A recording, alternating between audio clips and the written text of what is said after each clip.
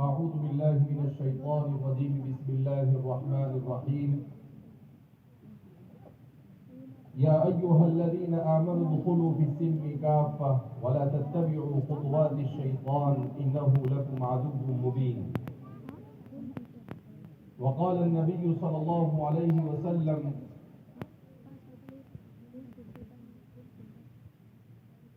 لم يبق من الإسلام إلا اسمه ولم يبق من القرآن إلا رسمه أو كما قال صلی اللہ علیہ وسلم. برادران اسلام، بدناپور اور اس کے اطراف و اکناف سے تعلق رکھنے والے نوجوانان ملت، جامعہ ابو ہریرہ کے اساتذہ اور طلبہ، سب سے پہلے ہم رب کریم کا شکر ادا کرتے ہیں کہ اللہ رب العزت نے مجھے اور آپ کو ایمان اور اسلام جیسی عظیم نعمت سے مالا مال فرمایا. اللہ نے ویسے تو انسان کو دنیا میں بے شمار نعمتیں عطا فرمائی، مگر اللہ کی ان تمام نعمتوں میں سب سے عظیم اگر کوئی نعمت ہے تو وہ نعمت اسلام ہے. بار بار تقریروں میں اور تعلیموں میں اسلام کی اس نعمت کا مذاکرہ اور اس کی یاد دہانی اس لیے کروائی جاتی ہے کہ ہم جس دور سے گزر رہے ہیں، اس دور میں خود اسلام مسلمانوں کی نظروں میں اجنبی بن چکا ہے. غیر تو غیر، خود مسلمان بھی اپنے دین پر جس طرح سے عمل کرنا چاہیے اس طرح سے عمل کرنے کے لیے آمادہ نہیں ہے. رسول اللہ صلی اللہ علیہ وسلم نے ارشاد فرمایا: بدأ الاسلام غریبا وسيعود كما بدأ طوبى للغرباء، کہ اسلام اپنے ابتدائی زمانے میں بھی غربت کا شکار تھا. کیا مطلب؟ اجنبیت کا شکار تھا کہ لوگ اس کو ایک نیا اور نرالا اور حیرت انگیز نگاہ سے دیکھتے تھے کہ یہ کیا چیز ہے. رسول اللہ صلی اللہ علیہ وسلم اللہ رب العزت کے اشارے کے مطابق فرماتے ہیں کہ میری امت پر قیامت سے پہلے ایک زمانہ ایسا آئے گا کہ اسلام اپنوں میں غریب بن جائے گا، یعنی مسلمان ہو کر بھی اسلام سے وابستگی کو اپنے لیے اچھا نہیں تصور کریں گے. ابھی 2 دن پہلے میں مصر کا سفر کر آیا. پہلی مرتبہ مصر جانا ہوا، ایک ایسا ملک جہاں پر اسلام خلیفہ راشد سیدنا حضرت عمر بن الخطاب رضی اللہ تعالی عنہ کے دور مسعود میں پہنچا. حضرت عمرو بن عاص رضی اللہ تعالیٰ عنہ کی قبر وہاں پر موجود ہے. آپ کو فاتح مصر کہا جاتا ہے، جہاں پر 100% آج سے 50 سال پہلے مسلمان تھے، جہاں پر عربی زبان بولی جاتی ہے. مگر جب مصر میں ہم نے اپنا پہلا قدم رکھا اور مصر کا معائنہ کیا تو ہمیں تعجب ہوا کہ اس مصر میں آپ کو اسلامیت کہیں نظر نہیں آئے.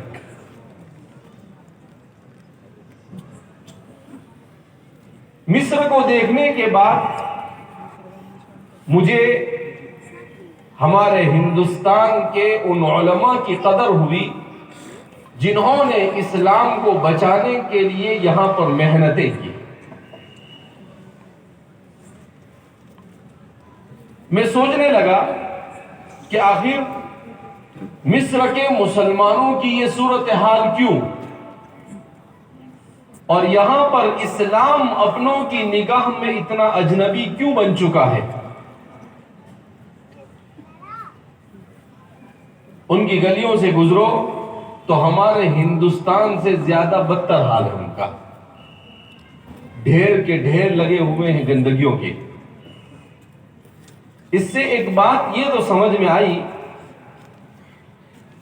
کہ اسلام سے سب سے پہلے اسلامی خلافت عثمانیہ سے بغاوت کا آغاز آج سے 200 سال پہلے مصر سے ہوا. محمد علی پاشا ایک نامراد شخص تھا جس نے بغاوت کی اور اپنی حکومت وہاں پر قائم کی، اور قائم کرنے کے بعد لوگوں کو یہ جھانسا دیا کہ جیسے یورپ نے ترقی کی ہے، اگر ایسی ترقی چاہتے ہو تو اسلام سے اپنے رشتے کو کمزور کرنا پڑے گا. مگر قربان جائیے سیدنا حضرت عمر رضی اللہ تعالیٰ عنہ کی دور بھی نگاہوں پر اور آپ کے بلیغ کلمات پر کہ آپ نے کہا اعزنا اللہ بالاسلام ولو ابتغینا العزة بغیر الاسلام لأذلنا اللہ، کہ اللہ نے ہمیں اسلام کی برکت سے عزت عطا فرمائی ہے، اگر ہم اسلام کے راستے کو چھوڑ کر کسی اور راستے سے عزت کو تلاش کریں گے تو آپ نے کہا لأذلنا اللہ، اللہ ہمیں ذلیل و خوار کر چھوڑے گا. وہ مصر جس نے دنیا کے ساتھ چلنے کے لیے اسلام کی تعلیمات کے ساتھ کمپرومائز کیا، مصالحت کی راہ اختیار کی، آج 200 سال کے بعد بھی ترقی نہیں کر سکا،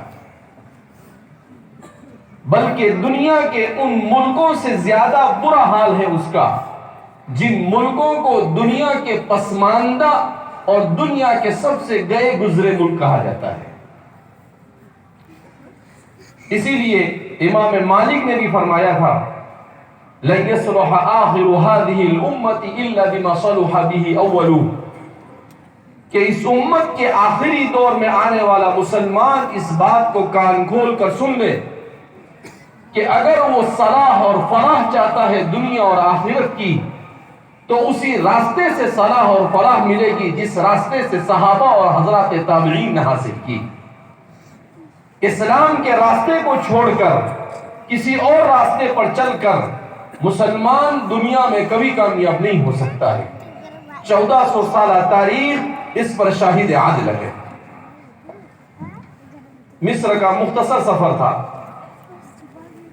مگر صورتحال بڑی المناک اور بڑی افسوسناک.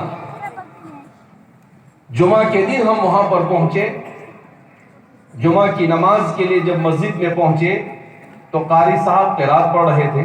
قرات تو بڑی اچھی پڑھ رہے تھے مگر قاری صاحب کے چہرے پر داڑھی کا نام و نشان نہیں، بلکہ بالکل حضرت شیو کر کر تیار ہو کر آئے تھے پڑھنے کے لیے.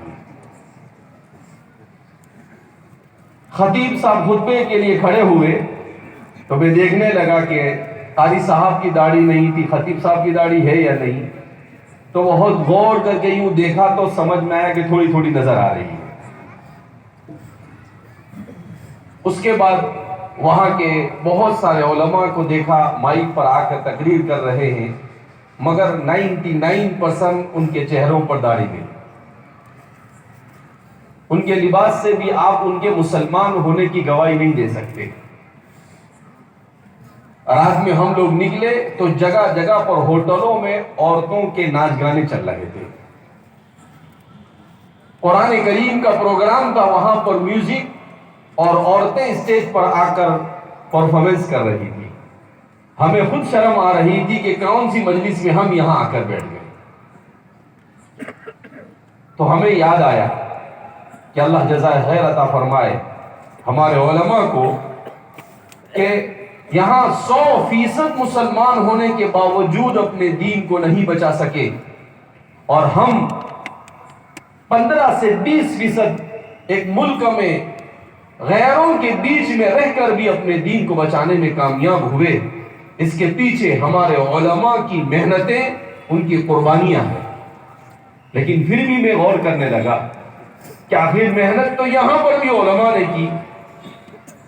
میں نے تجزیہ کیا کیونکہ پڑھنے لکھنے اور دین کی برکت سے، علم کی برکت سے بہت دنیا دیکھنے کا موقع ملا. ترکی میں بھی یہی حال ہوا. حجاز مقدس سرزمین حرمین الشریفین کا بھی صورتحال یہی ہے کہ 100 سال کے بعد وہاں پر بھی ماڈرنزم کی طرف اور جدت پسندی کی طرف، ناچ گانوں کی طرف لوگ جا رہے ہیں، اس جگہ پر جس جگہ پر قرآن کا نزول ہوا، جس جگہ پر دین اسلام کو سربلندی حاصل ہوئی، آج وہاں پر بھی اسلام غربت کا شکار ہوتا چلا جا رہا ہے۔ تو ہمارے اس ملک میں اسلام اتنا مضبوطی کے ساتھ کیوں بچا؟ اس لیے کہ ہمارے علماء نے 4 لائن سے محنت کی۔ ایک تو ہمارے علماء نے مدارس قائم کیے، ان مدارس نے امت کو علماء فراہم کیے۔ اب سارے لوگ تو مدرسوں میں آ کر پڑھ نہیں سکتے تھے، تو ہمارے چھوٹے بچوں میں دین کو زندہ رکھنے کے لیے ہمارے علماء نے مکاتب کے سلسلے کو شروع کیا۔ کچھ علماء تیار ہوئے، بچوں میں دین زندہ رہا مکاتب کی برکت سے، اور پھر اللہ رب العزت نے دعوت و تبلیغ کے کام کو کھڑا کیا کہ بڑوں میں اس نے دین کو زندہ رکھنے میں اہم رول ادا کیا۔ اور پھر اس کے بعد اللہ رب العزت نے ساتھ ہی ساتھ خانقاہ کے نظام کو جاری کیا کہ ان تمام لوگوں کے تزکیے نفس کا انتظام کس طرح سے کیا جائے۔ جب چاروں طرف سے خوب محنتیں ہوئی، تب جا کر اس سرزمین پر اسلام اپنے تشخص کو برقرار رکھنے میں کامیاب ہوا، جس سرزمین پر لارڈ میکالے آ کر 1833 میں اعلان کرتا ہے کہ 50 سال کے بعد اس سرزمین پر اسلام کا نام منشان نہیں ہوگا۔ الحمدللہ 200 سال ہو گئے، اس سرزمین پر اس وقت 25 کروڑ اور اس سے لگ کر جو ممالک کے وہاں پر مسلمانوں کی تعداد 40 کروڑ ہے۔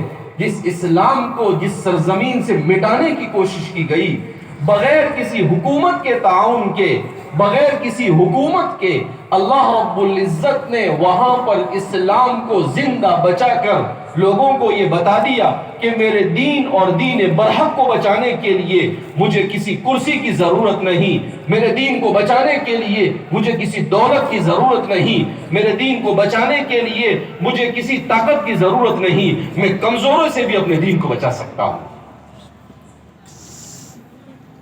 اور ہمارے بر صغیر کے ان مدارس نے، اس دعوت و تبلیغ کے کام نے، اس خانقاہی نظام نے، اس مکاتب کے نظام نے صرف ہندوستان اور اس کے اطراف و اکناف میں اسلام کو باقی رکھنے میں اہم رول ادا نہیں کیا، بلکہ افریقہ کے 60 ملکوں میں اسلام کی صحیح تعلیمات کو پہنچایا، یورپ کے 50 ملکوں تک اسلام کو پہنچایا، امریکہ کی 40 ریاستوں تک اسلام کو پہنچایا، دنیا کے چپے چپے تک اسلام کی صحیح صورت کو زندہ رکھنے میں اگر کسی نے رول ادا کیا تو اسی سرزمین